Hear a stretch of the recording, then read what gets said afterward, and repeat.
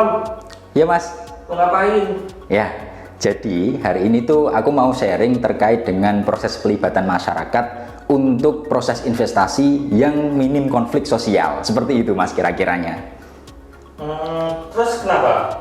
Nah, sebelum memulai usaha, para pelaku usaha atau kegiatan ini wajib memperhatikan aspek sosial, apalagi misalkan kegiatannya berada di lingkungan padat penduduk. Nah, ini yang perlu diperhatikan, apakah akan ada potensi konflik sosial atau resistensi dari masyarakat. Nah, seringkali masalah sosial ini terkadang menjadi penghambat investasi di suatu wilayah karena tidak terkomunikasikan dengan baik, sehingga seringkali juga justru pelaku usaha ini mengeluarkan kos yang lebih banyak untuk masalah sosial tersebut. Biasanya masalah sosial itu seperti apa aja sih? Oke. Banyak nih kriterianya yang kita temui di lapangan. Biasanya kenapa kok masyarakat itu resisten atau muncul masalah sosial adalah terkait dengan kekhawatiran terhadap dampak negatif yang berpotensi muncul dari kegiatan atau usaha yang akan dibangun. Seperti itu Mas. Nah, ini dampak-dampaknya banyak ya, misalkan khawatir terhadap dampak kerusakan bangunan, kerusakan jalan, kerusakan fasilitas umum, atau bahkan tanpa alasan, pokoknya menolak. Nah, ini yang sepertinya sulit dan butuh treatment khusus untuk menyelesaikan masalah ini. Nah, jika sudah seperti itu, maka perlu banyak pihak yang terlibat untuk menyelesaikan masalah atau potensi konflik yang bisa terjadi.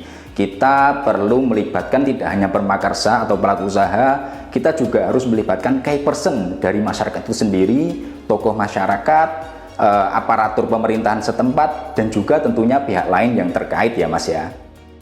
Berarti memang harus wajib ya melibatkan masyarakat? Ya, memang wajib Mas, terlebih untuk dokumen AMDAL atau kegiatan usaha yang wajib menyusun dokumen AMDAL, karena pelibatan masyarakat ini sudah teramanahkan, sudah diperintahkan oleh PP 22 tahun 2021, di mana salah satu upaya untuk melibatkan masyarakat adalah dengan kegiatan konsultasi publik.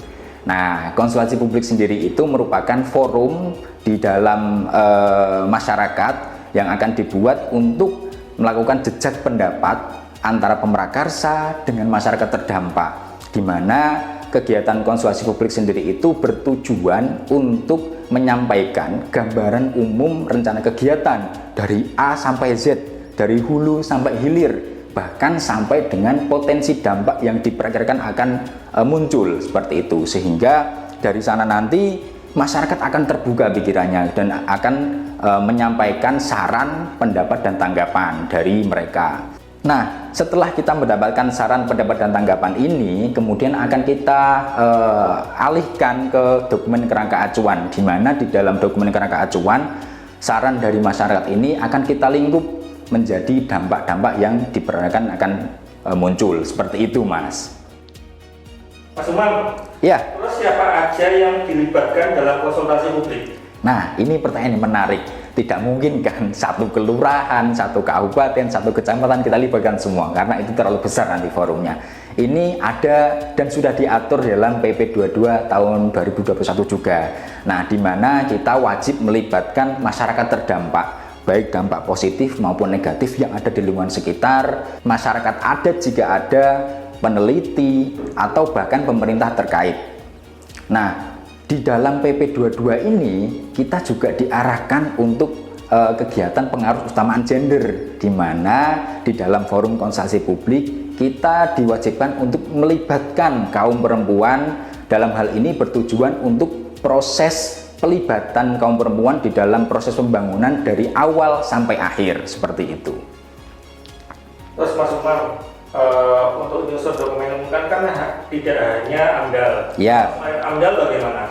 Nah, ini juga menarik sebenarnya. Kalau untuk dokumen yang di bawahnya AMDAL atau skalanya di bawah AMDAL seperti UKL, UPL, SPPL, ini tidak diwajibkan untuk melibatkan masyarakat, mengingat potensi dampaknya tidak signifikan seperti di dokumen AMDAL, seperti itu. Ini juga terkait dengan skala usaha dan kegiatan ya, apakah wajib SPPL, UKL, UPL, atau AMDAL, seperti itu.